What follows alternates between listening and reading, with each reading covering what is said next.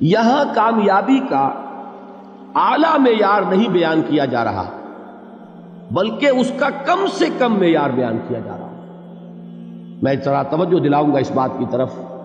سطحی طور پر ذرا ہو سکتا ہے کہ اس میں کوئی مغالطہ پیش آ جائے. تقابل کیجئے ذرا. ایک سورۃ العصر ہے، والعصر ان الانسان لفی خسر الا الذین آمنوا وعملوا الصالحات وتواصوا بالحق وتواصوا بالصبر. ایک سورۃ التین ہے، والتین والزیتون وطور سینین وہذا البلد الامین لقد خلقنا الانسان فی احسن تقویم ثم رددناہ اسفل سافلین الا الذین آمنوا وعملوا الصالحات فلہم اجر غیر ممنون. اب ان کا تقابل کیجئے. سورۃ العصر یہ بتا رہی ہے کہ سب لوگ تباہی میں ہیں سوائے ان کے جو 4 شرطیں پوری کریں.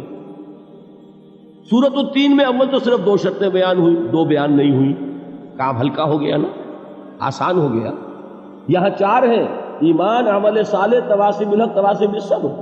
وہاں ہے ایمان اور عمل صالح صرف.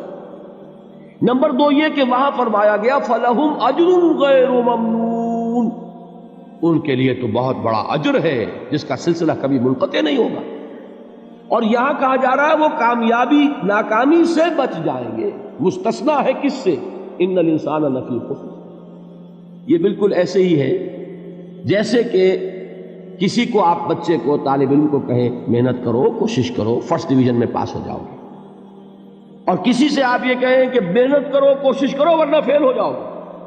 اب ان دونوں کے درمیان جو فرق ہے وہی فرق ہے سورۃ التین میں اور سورۃ العصر. سورۃ العصر ناکامی سے استثناء کو بیان کر رہی ہے اور وہاں 4 شرطیں ہیں، اور سورۃ التین یہ اعلیٰ درجات کا بیان ہو رہا ہے اور 2 شرطیں ہیں. اس کو قرآن مجید کی اصطلاحات سے بھی اللہ کرے کہ آپ واقف ہو جائیں. ایک کو ہم کہیں گے کہ ایک پر انذار کا رنگ ہے اور دوسرے پر تبشیر کا رنگ ہے. یہ 2 الفاظ بارہا آپ نے پڑھے ہوں. سورہ بنی اسرائیل میں فرمایا حضور سے مخاطب ہو کر وَمَا أَرْسَلْنَاكَ إِلَّا مُبَشِّرًا وَنَذِيرًا، اے نبی ہم نے نہیں بھیجا آپ کو مگر بشارت دینے والا اور خبردار کرنے والا بنا کر. سورہ کہف میں جمع کے صیغے میں آیا وَمَا نُرْسِلُ الْمُرْسَلِينَ إِلَّا مُبَشِّرِينَ وَمُنذِرِينَ، ہم نہیں بھیجتے رہے اپنے رسولوں کو مگر مبشر اور نذیر بنا کر. حضور کے بارے میں فرمایا اِنَّا أَرْسَلْنَاكَ شَاهِدًا وَمُبَشِّرًا وَنَذِيرًا.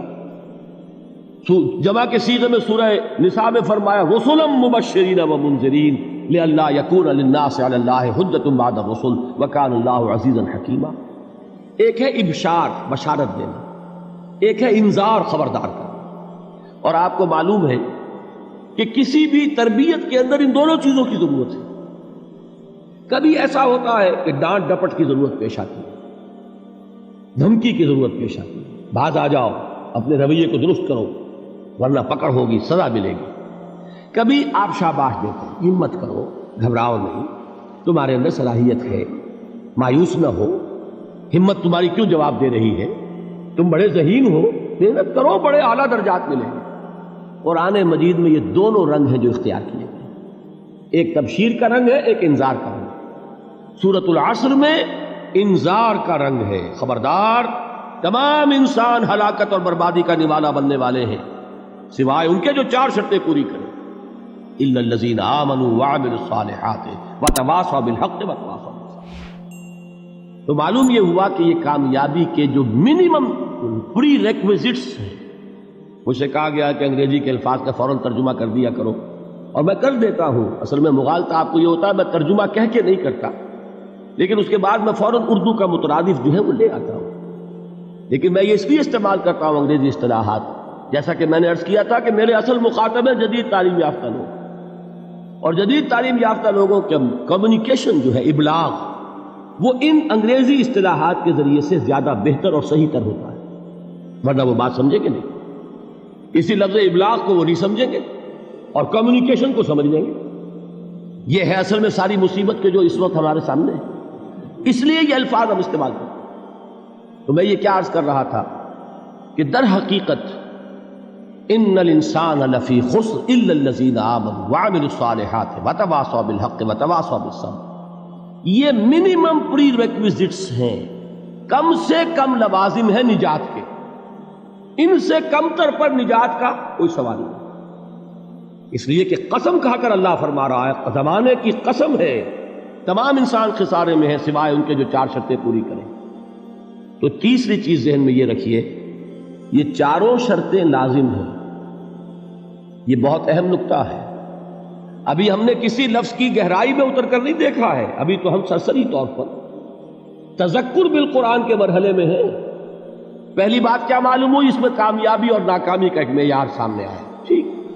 نمبر 2، یہ کامیابی کے کم سے کم شرائط کا بیان ہے، منیمم ریکوائرمنٹس۔ میں نے ایک مرتبہ ایچسن کالج لاہور میں جب تقریر کی سورۃ العصر پر، تو طلباء کے ذہن کی مناسبت کے اعتبار سے کہا کہ بھائی یہ فرسٹ ڈویژن کا بیان نہیں ہے، یہ تھرڈ ڈویژن میں کامیابی کا بیان ہے، اس سے کم تر پر فیلیور ہے، اس لیے کہ فرمایا گیا والعصر ان الانسان لفی خسر الا الذین آمنوا وعملوا الصالحات وتواصوا بالحق وتواصوا بالصبر۔ اسی کو میں نے اس وقت آپ کے سامنے رکھا کہ اس پر انذار کا رنگ ہے، خبردار کرنے کا انداز ہے، زجر کا، ڈانٹ ڈپٹ کا انداز ہے کہ اگر کامیابی چاہتے ہو تو یہ 4 شرطیں پوری کرنی ہیں۔ اب تیسری بات جو عرض کر رہا ہوں یہ اہم ترین ہے کہ یہ چاروں شرطیں لازم ہیں۔ اگر اللہ تعالیٰ نے کامیابی کے لیے 4 شرطیں بیان کی ہوں تو سوچئے، کیا مجھے یہ اختیار ہے کہ ان میں سے 1 کم کر دوں، 2 کم کر دوں، 3 کم کر دوں؟ کس کو اختیار ہے؟ اللہ کے بیان کردہ کسی چیز میں اختیار؟ یہ تو حضور سے کہا گیا تھا، سورہ یونس میں ہے، مطالبہ کیا مطالبہ کرنے والوں نے، ایت بقرآن غیر ھذا وبدل ہو، اے محمد صلی اللہ علیہ وسلم یہ قرآن بہت ریجڈ ہے، بہت سخت ہے، ان کمپرومائزنگ ہے، یہ کہیں بھی کوئی رو رعایت کرنے کو تیار نہیں ہے، تو ہمارا اور آپ کا معاملہ نہیں ہو سکتا اس قرآن پر، اس قرآن میں کوئی ترمیم کیجئے یا کوئی اور قرآن لائیے۔ تو حضور سے کیا کہلوایا گیا؟ قل ما یکون لی ان ابدلہ من تلقاء نفسی ان اتبع الا ما یوحی الی۔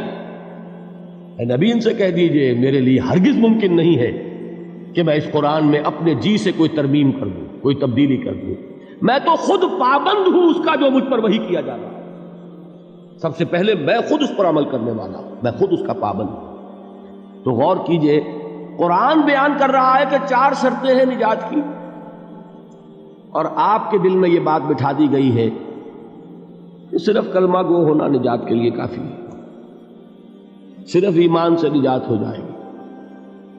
یہ بات جو ہے ذہن میں رکھیے، ایک نجات وہ ہے جو ہزار برس تک جہنم میں کوئلہ بننے کے بعد نجات ہو، میں اس نجات کی بات نہیں کرتا، وہ نجات تو ملے گی یقیناً۔ جس شخص کے دل میں رائی کے دانے کے برابر بھی ایمان ہوگا، وہ اپنے اعمال کی، اپنے کرتوتوں کی سزا بھگت کر بالآخر جنت کے اندر داخل کیا جائے گا، جہنم سے نکالا جائے گا، اور نکالا جائے گا تو اس وقت حال کیا ہوگا؟ جیسے جلا ہوا کوئلہ، اس کے سوا کچھ نہیں۔ حدیث میں اس کی شرح آئی ہے۔ لیکن یہ نجات نہیں، نجات وہ کہ جو اللہ تعالیٰ میدان حشر ہی میں ہماری مغفرت کا اعلان فرمائے، اللہ تعالیٰ اول وہلے میں ہمیں جنت میں داخل فرمائے، اس نجات کی بات کر رہا ہوں۔ وہ نجات جان لیجئے محض کلمہ گو ہونے کی بدولت نہیں ملے گی، اس نجات کے لیے شرط اول ایمان، شرط 2 عمل صالح، شرط ثالث تواصی بالحق، اور چوتھی شرط تواصی بالصبر۔ یہ قرآن کا بیان ہے، یہ کسی انسان کا کلام نہیں ہے کہ اس میں ترمیم کی جا سکے۔